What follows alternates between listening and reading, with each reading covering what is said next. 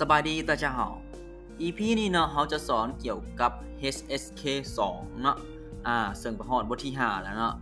ซึ่งว่าในบทนี้เราจะสอนเกี่ยวกับการนำใช้จิ้วขายโยเตี๋ยเนาะทั้ง3คำนี้โอเคเนาะก่อนจะไปรับชมคลิปวิดีโอนี้จังได้ก็ฝากกดไลค์กดแชร์กด Subscribe เพื่อเป็นกำลังใจให้แอดมินเด้อเฮามาเบิ่งกันที่บทเรียนกันเลยเนาะซึ่งว่าในบทเรียนที่1เราจะสอนเกี่ยวกับการนำใช้จิ้วเนาะจิ้วนะก็จะแปลว่ากอกานี่ล่ะหรือว่าอาจจะแปลเป็นแบบอื่นก็ได้แล้วแต่ประโยคที่เขานำไปใช้เนาะซึ่งว่ามันอาจจะเป็นภาษาทางการหรือว่าภาษาเว้าก็ได้เนาะแล้วแต่ว่าเขาจะเน้นให้มันเข้าใจเนาะ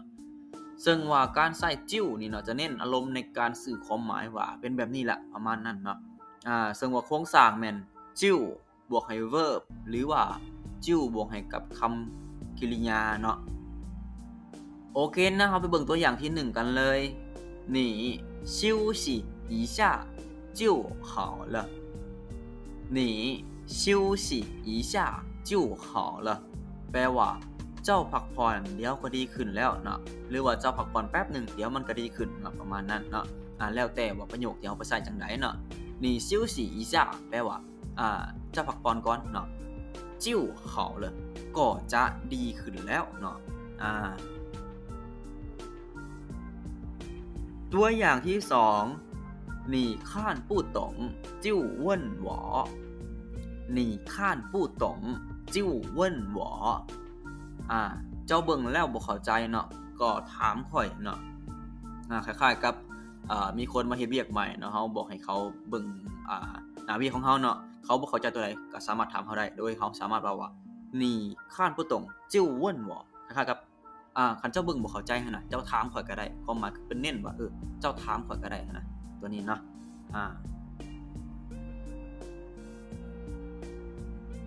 ตัวอย่างที่3你想做什么就做吧你想做什么就做吧เนาะเจ้าอยากเฮ็ดหยังเจ้าก็เฮ็ดเถาะเนาะก็คือปล่อยไปเลยน่ะเจ้าอยากเฮ็ดหยังก็เฮ็ดเนาะ你想做什么เจ้าอยากเฮ็ดหยัง就做吧ก็เฮ็ดเถาะเนาะ你想做什么就做吧เจ้าอยากเฮ็ดหยังเจ้าก็เฮ็ดไปเลยเนาะประมาณนั้นเนาะตัวอย่างที่4今天谁不来上课就扣分今天谁不来上课就扣分มื้อนี้ไผบ่มาเรียนก็คือตัดคะแนนเนาะไผบ่มาก็ตัดเลยเนาะ今天谁不来上课มื้อนี้ไผบ่มาเรียนเนาะจิ้วโคเฟินเนาะจะตัดคะแนนหรือว่าก็คือตัดคะแนนประมาณนั้นเนาะซึ่งว่าการใช้จิ้วนี่เนาะมันจะเป็นเน้นไปอีกแบบนึงก็คือความเด็ดขาดเนาะตัวอย่างที่5我就喜欢你我就喜欢你ก็ข่อยมักเจ้านี่แหละหรือว่าข่อยตั้งมักเจ้านี่แหละประมาณนั้นเนาะกรณีที่ว่าเขาถามเนาะว่าเจ้ามักไผเอาตอบไปว่าก็ข่อยนี่แหละมักเจ้าหรือว่าข่อยตั้งมักเจ้าข่อยบ่มักคนอื่นนะความหมายคือเน้นว่าข่อยมักเจ้าเนาะ我就喜欢你เนาะตัวอย่างที่6那个人就是我的老师那个人就是我的老师เนาะ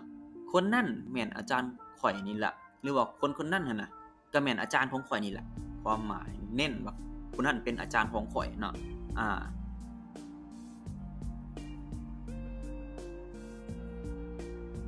ตัวอย่างตัวต่อมาว่าว่า谁叫大卫谁叫大卫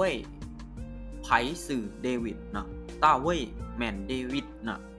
谁叫大卫ไผสื่อเดวิดกรณีเขาถามมาเนาะแล้วบีจะตอบว่า就是我叫大卫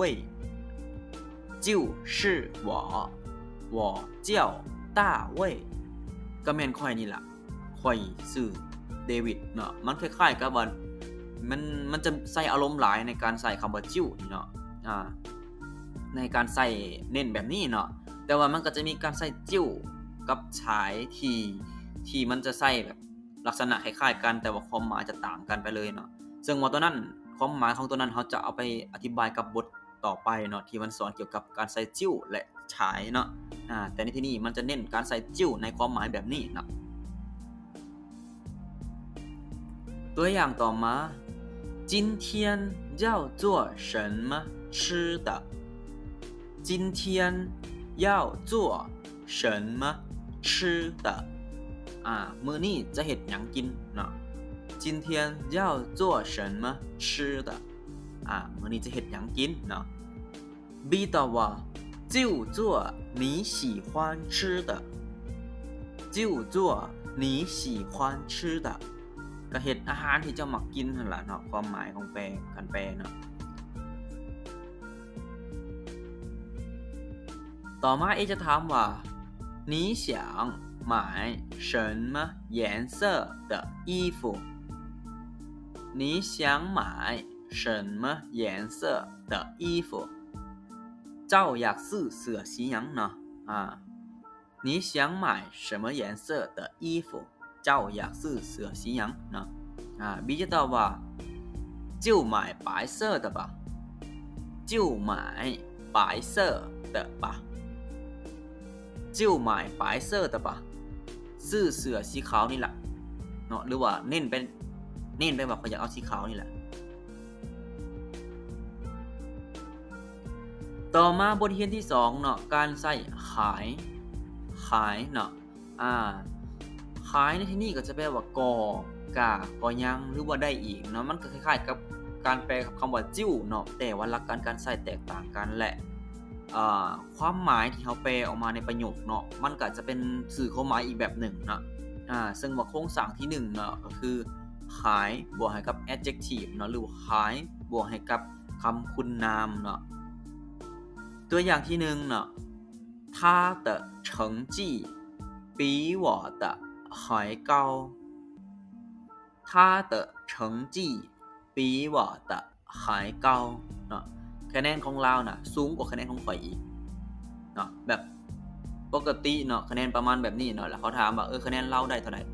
เขาตอบไปว่าคะแนนของเราน่ะสูงกว่าของข่อยอีกประมาณนั้นเนาะคือแบบอาจจะบ่ได้แปลแบบเป๊ะๆตามที่เขาเขียนไว้ว่าเนาะคำว่าขายแปลว่าหยังเนาะบ่ได้แปลว่าก็ยังได้อีกเนาะอาจจะแปลเป็นอีกความหมายหนึ่งเนาะ他的成绩比我的还高คะแนนของเราสูงกว่าคะแนนของข่อยอีกเนาะตัวอย่างที่2这件衣服还可以就买这件吧这件衣服还可以就买这件吧เนาะเสื้อตัวนี้ก็โอเคอยู่เนาะกระสั้นก็ซื้อตัวนี้นี่แหละเนาะประมาณนั้นเนาะคันว่าแปลให้มันเข้าใจง่ายๆเนาะ这件衣服还可以เสื้อตัวนี้ก็โอเคอยู่เนาะ就买这件吧กระสั้นก็ซื้อตัวนี้ล่ะเนาะประมาณนั้นเนาะคำว่า还可以แปลว่าโอเคก็ได้อยู่ประมาณนั้นแบบบ่ได้ขนาดนั้นเนาะแต่ว่าก็โอเคอยู่คันว่าสิแปลเอาคำว่าหายบวกกับเคยมันจะเป็นหายเคยเนาะตัวอย่างที่3你还可以往前走你还可以往前走เนาะคือเจ้าสามารถไปทางหน้าได้อีกเนาะหรือว่าสามารถยับไปอีกได้เนาะคือไปอีกได้บ่ต้องคันสิไปต่ออีกไปได้เนาะความหมาย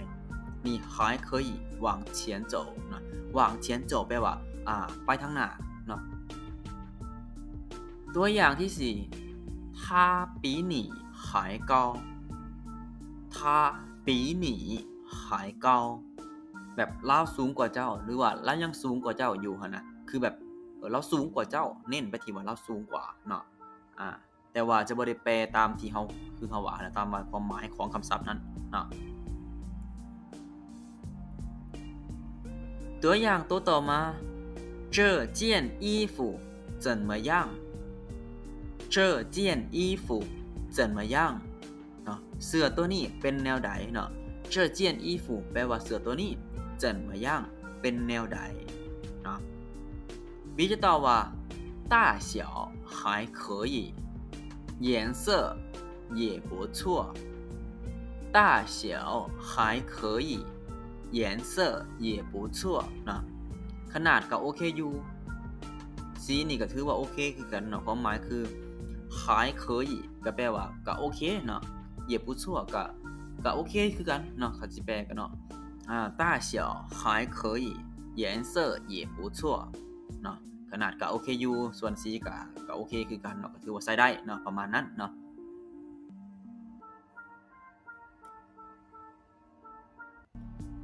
ตัวอย่างตัวต่อมาเนาะซึ่งว่าตัวนี้แม่นจะเป็นโครงสร้างประโยคที่2เนาะของการใส่คำว่าขายเนาะซึ่งว่าโครงสร้างนี้ก็คือขายบวกให้กับ verb เนาะโอเคนะเรามาเบิ่งตัวอย่างที่1กันเลยเนาะนี่ขายอ้ายหวอมานี่ขายอ้ายหวอมาเนาะเจ้ายังหักข่อยอยู่บ่เนาะตัวนี้แม่นขายที่จะแปลว่ายังหรือว่าก็ยังเนาะนี่ขายอ้ายหวอมาเจ้ายังหักข่อยอยู่บ่เนาะตัวอย่างที่2他还在睡觉呢他还在睡觉呢แปลว่าลาวยังนอนอยู่นะหรือว่าลาวยังกำลังนอนอยู่กรณีที่มีคนมาถามเนาะผู้นั้นผู้นี้ไปไสล่ะแล้วจะตอบมาว่า他还在睡觉呢คือเรายังนอนอยู่แล้วยังบ่ลุกเนาะประมาณนั้นเนาะ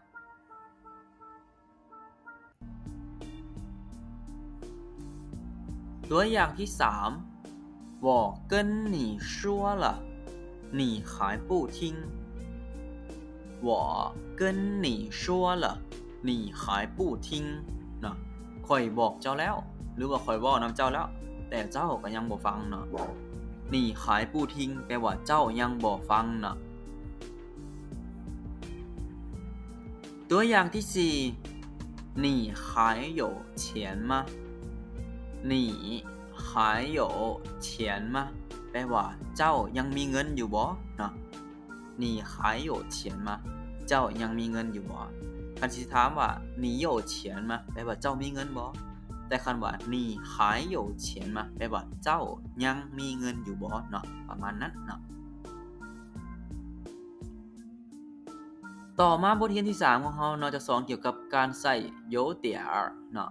โยเตียจะแปลว่าค่อนข้างหรือว่าหน่อยหนึ่งเนาะซึ่งว่าโครงสร้างแม่นโยเตียบวกให้กับ adjective เนาะหรือว่าบวกให้กับคำคุณนามเนาะตัวอย่างที่1今天天气有点热今天天气有点热เนาะจะแปลว่าอากาศมื้อนี้ค่อนข้างจะร้อนหน่อยหนึ่งหรือว่าร้อนหน่อยหนึ่งเนาะแบบร้อนบ่หลายแต่รู้สึกว่ามันร้อนเนาะตัวอย่างที่2这件衣服有点大这件衣服有点大แปลว่าเสื้อตัวนี้ใหญ่หน่อยหนึ่งเนาะหรือว่าค่อนข้างจะใหญ่เนาะประมาณนั้นแต่ว่าใหญ่บ่หลายเนาะ有点大แปลว่าใหญ่หน่อยหนึ่งเนาะตัวอย่างที่3我昨天睡得有点晚我昨天睡得有点晚เนาะมื้อวานนี้ข่อยนอนค่อนข้างดึกหน่อยหนึ่งเนาะหรือว่าข่อยนอนดึกหน่อยหนึ่งเนาะมื้อวานนี้เนาะตัวอย่างที่4你买的杯子有点贵你买的杯子有点贵แปลว่าจอกที่เจ้าซื้อเนาะค่อนข้างจะแพงหน่อยหนึ่งเนาะ有点贵คือแพงหน่อยหนึ่งเนาะตัวอย่างที่5这个汤有点烫这个汤有点烫เนาะหรือว่าเขาจะใส่คำว่าโยเตียนก็ได้เนาะโยเตียนทั่งเนาะตามประโยคที่เขายกตัวอย่างมาเนาะ这个汤เนาะแปลว่าน้ำซุปนี่เนาะโยเตียนทั่งฮ้อนหน่อยหนึ่งหรือว่า有点烫ก็แปลว่าร้อนนั่นนึงคือกันเนาะตัวอย่างที่6我有点怕黑我有点怕黑แปลว่าข้อยย้านความมืดหน่อยหนึ่งเนาะหรือว่าเราจะเว้าแบบง่ายๆเนาะ我有点怕黑เนาะเราบ่ต้องใส่ตัว r ตัวนั้นหั่นเนาะเราบ่ต้องใส่ก็ได้เนาะเป็นหยังคือว่าบ่ใส่ก็ได้เพราะว่ามันก็แปลคือกันเนาะแล้วแต่ว่าเราจะใส่แบบใดแต่ว่าภาษาเว้าเราจะใส่คำว่า有点เนาะเราจะบ่ได้ตื่นตัว r ตัวนั้นใส่เนาะแบบเราออกเสียงเราจะมีคำว่า r อยู่หั่นเนาะเพราะว่าหยังเพราะมันค่อนข้างจะออกเสียงยากส่วนแอดมินเองก็ยังออกบ่ค่อยคล่องเพราะว่าเราบ่ค่อยได้ใส่ส่วนหลายเราใส่คำว่า有点เนาะถือว่าโอเคล่ะสำหรับตัวนี้เนาะแต่ว่าให้รู้ไว้เนาะโอเคเนาะสำหรับบทนี้ก็จะจบเพียงเท่านี้เนาะสำหรับคำใดหรือว่าประโยคใดที่ผิดพลาดเนาะจั่งใดก็ขอโทษขออภัยนำเนาะและสุดท้ายนี้จั่งใดก็ฝากกดไลค์กดแชร์กด Subscribe เพื่อรับชมคลิปใหม่ๆจากช่องของเราได้เนาะ